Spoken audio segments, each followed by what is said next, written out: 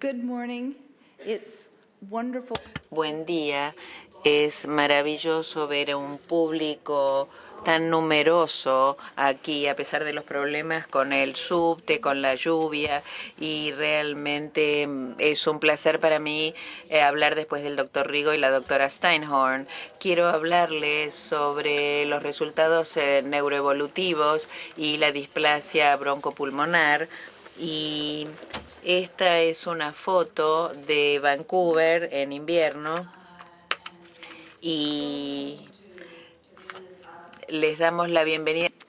If your travel should take Y tendré mucho gusto en recibirlos si van por esos lares. Hoy quisiera hablarles de por qué la displasia broncopulmonar puede estar relacionada con peores resultados de largo plazo y cómo son esos resultados adversos.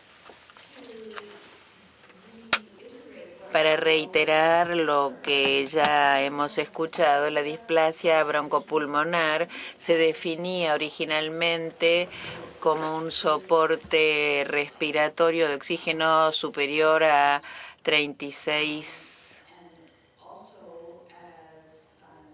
semanas. 28 semanas, y también la necesidad de oxígeno suplementario o soporte respiratorio a más de 36 semanas de edad gestacional. Quiero señalar que hay un espectro de severidad que vamos a tener que considerar al hablar de los resultados neuroevolutivos. Quiero agradecer a mis colegas de Australia, Peter Anderson, que han hecho mucho trabajo en este campo, estudiando BPD y resultados de plazos más prolongados. Sabemos entonces que BPD es más común con edad gestacional menor. También sabemos que las comorbilidades, IVH, leucomalacia periventricular, neumotórax, sepsis, problemas de crecimiento y alimentación, hipoxia, dolor y estrés e internaciones prolongadas están asociadas con edad gestacional menor y con BPD.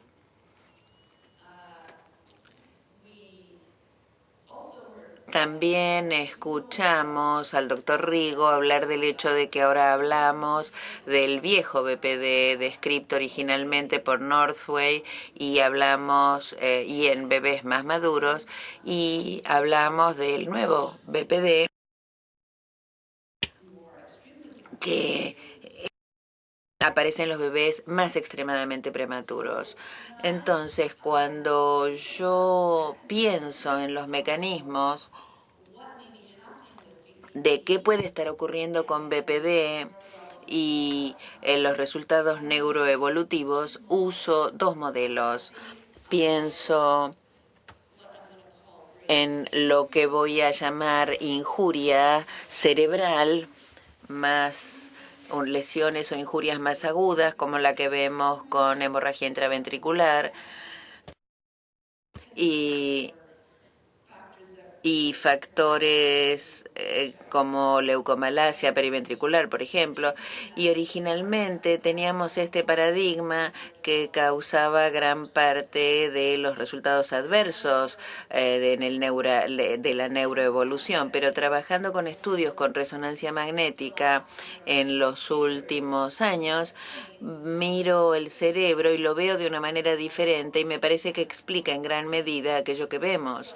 Entonces, como pueden ver aquí tenemos una resonancia, y si se fijan en la imagen del cerebro de un bebé de 32 semanas de edad gestacional y comparan cuán simple es comparado con el bebé de 40 semanas de edad gestacional, van a entender la gran cantidad de crecimiento y maduración que se produce en ese cerebro en ese periodo de 8 semanas, que es el mismo tiempo que estos niños con BPD están enfrentando problemas con la ventilación.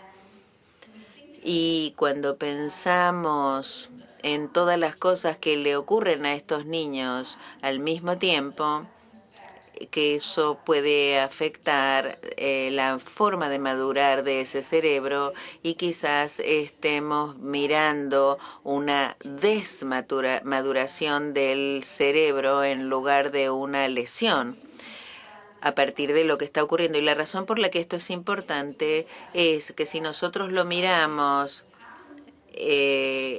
o sea, IVH ha ocurrido en los primeros 3 días de vida y en ese caso, bueno, ocurrió, ¿qué podemos hacer? Pero si pensamos en que el cerebro está creciendo durante este periodo en el que el bebé está en la UCIN y que lo que hacemos cada día para soportar o apoyar el cerebro es muy importante. La otra cosa que ocurre con los niños, particularmente con BPD, es que tienen una internación prolongada en la UCIN. Tienen ventiladores. Ciertamente en nuestra unidad, si hay un bebé enfermo con BPD, tienen menos probabilidades de que los padres lo estén teniendo en brazos y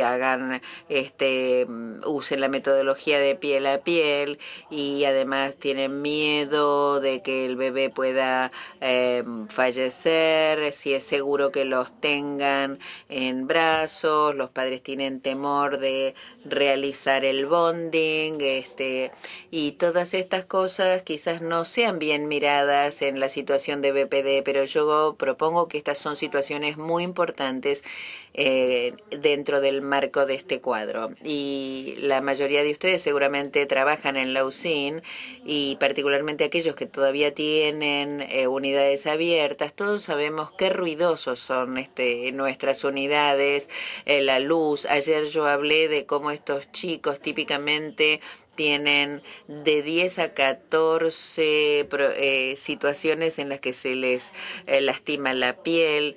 También estas son cosas que pueden afectar a los niños que tienen BPD. Cuando miramos hacia el futuro, sabemos que la educación de los padres y el estado socioeconómico también son particularmente importantes para los resultados cognitivos de todos nuestros bebés prematuros. Entonces, nosotros sabemos que hay muchos factores diferentes, como ya han escuchado, que conducen o causan BPD.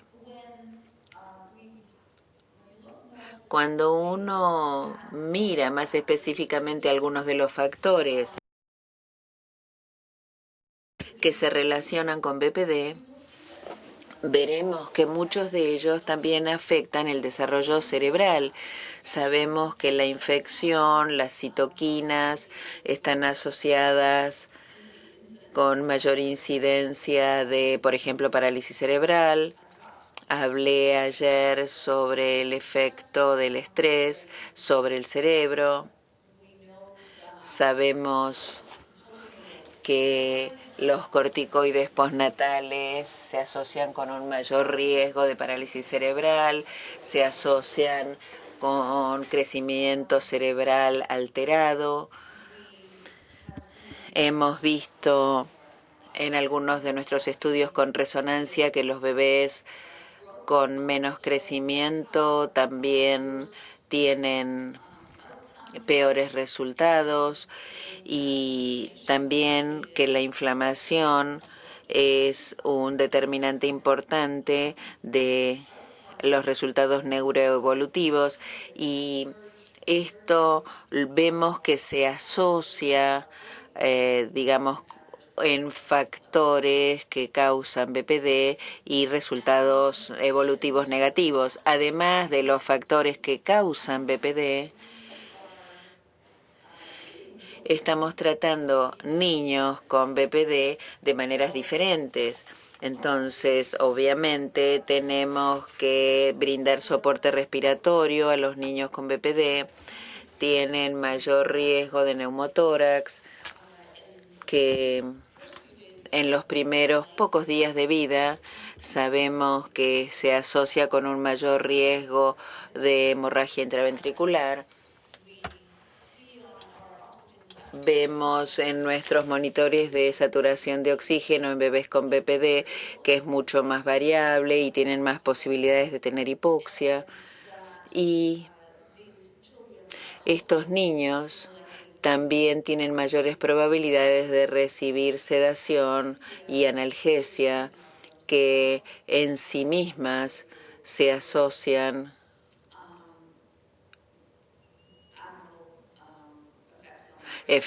con efectos anormales en el cerebro. Sabemos que los niños con BPD tienen más posibilidades de sufrir sepsis o neumonía asociada al ventilador. Hemos escuchado sobre los efectos de la nutrición y además pueden ser tratados quizás con diuréticos y con corticoides postnatales. Por ende, lo que podemos ver en la bibliografía sobre los resultados adversos lo presentaré ahora. Primero voy a hablar de parálisis cerebral o PC y los problemas con la cantidad de estos ensayos o estudios es que consideran la BPD como un resultado dicotómico, o sea, uno lo tiene o no lo tiene, dependiendo de la definición que se utilice. Entonces, en un ensayo inicial de Skidmore, encontró que los niños que tenían BPD definida como superior a 27 días tenían una incidencia 4 veces mayor de PC, 15%, comparado con aquellos que no tenían. En Estados Unidos, cuando analizaron los bebés diminutos de menos de 25 semanas de edad gestacional y trataron de ajustar en función de las demás variables a las que me referí antes, igualmente encontraron que BPD tenía un riesgo incrementado de PC de 1,66, o sea, era estadísticamente significativo. Y en el ensayo de Barbara Schmidt, profilaxis con endometacina, ella también encontró que había un aumento de 2,5 veces de parálisis cerebral. La parálisis cerebral no es el único tipo de daño motor que vemos en nuestra población de prematuros. Otro es el trastorno de coordinación evolutiva, que es un deterioro motor que es importante porque interfiere con las actividades de la vida diaria del niño y sus logros académicos. Eso es parte de la definición. No hay otras explicaciones neurológicas y también afecta las habilidades motoras más que las habilidades cognitivas y generalmente lo medimos el trastorno de coordinación usando el MABC2 o el Bruinings o Seretsky. Y BPD es un factor de riesgo para el trastorno de coordinación evolutiva y en un estudio relacionado se encontró que al tener BPD uno tiene peores habilidades motrices. Cuando analizamos los resultados sensoriales, la visión es la ceguera es relativamente infrecuente en Canadá. El daño bilateral visual aparece en 1,6% de los niños de menos de 29 semanas de edad gestacional. Se puede encontrar con mayor frecuencia otros problemas oftalmológicos como el estrabismo, por ejemplo, y una vez más, BPD es un factor de riesgo para esto. Si hablamos de la audición, afortunadamente el daño auditivo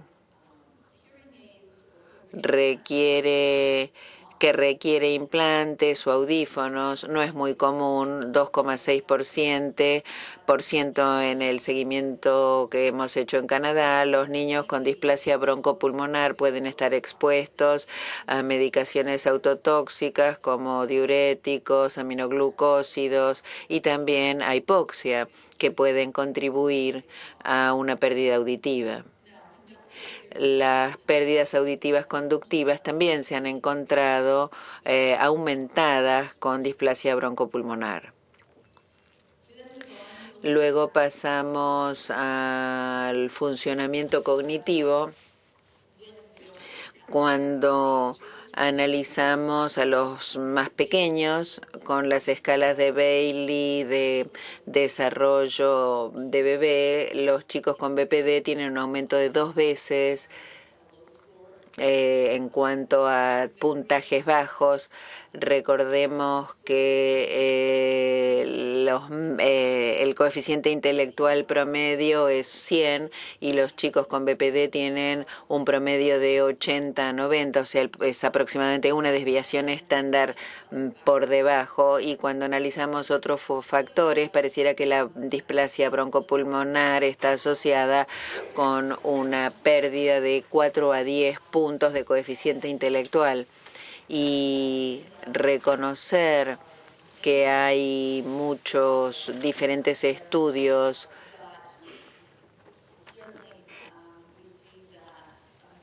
igualmente vemos que aproximadamente 40% de los niños con BPD tienen un coeficiente intelectual en la edad escolar inferior a 85 y un 20% tienen un coeficiente intelectual inferior a 70, y esto se traduce a su vez como un problema significativo en la escuela.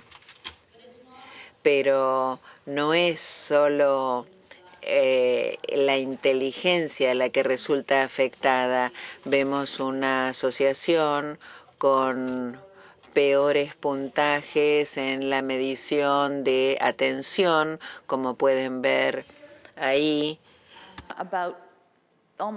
Aproximadamente 60% de los chicos con BPD tuvieron un puntaje, una desviación estándar menor, y era por encima si no tenían BPD. El trastorno de déficit de atención se produce en aproximadamente el doble de niños comparados con aquellos que no tienen BPD. Hay problemas con memoria y hay problemas con lo que nosotros llamamos percepción visual espacial. En cuanto al idioma, al lenguaje, perdón, también es similar. Parece repetirse este patrón de una duplicación de malos resultados en los niños con BPD y en los niños en edad preescolar. Más del 40% tienen problemas con su lenguaje expresivo y receptivo. Estos problemas también se encuentran en la edad escolar, si bien las cifras son menores.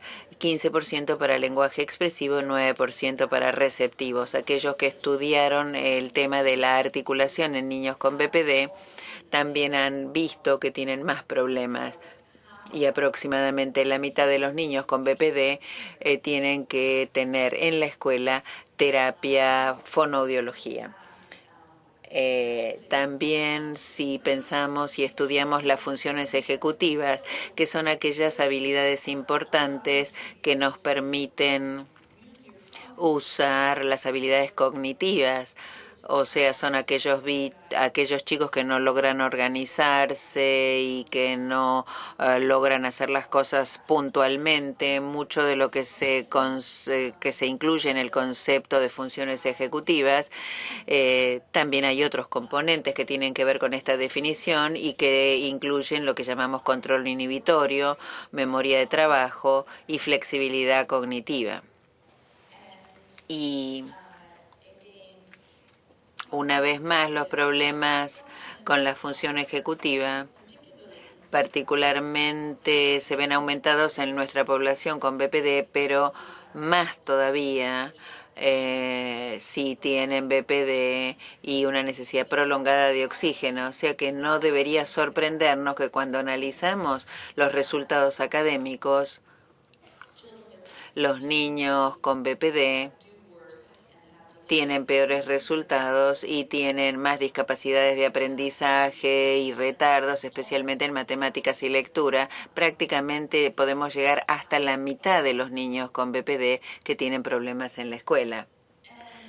Y también analizando otros problemas psicológicos, vemos que BPD se asocia con internalización de problemas, ansiedad y depresión, mayor riesgo de déficit de atención, trastorno de hiperactividad, autismo, esquizofrenia y dificultades sociales. Por ende, lo que hemos visto analizando todos estos diversos resultados que les presenté es que la displasia broncopulmonar se asocia con un retardo neuroevolutivo global y problemas también, más que con un patrón muy específico de daños o deterioros. Estos problemas neuroevolutivos son similares a lo que vemos en otros bebés prematuros, pero son aproximadamente 2 veces más frecuentes en la población con BPD.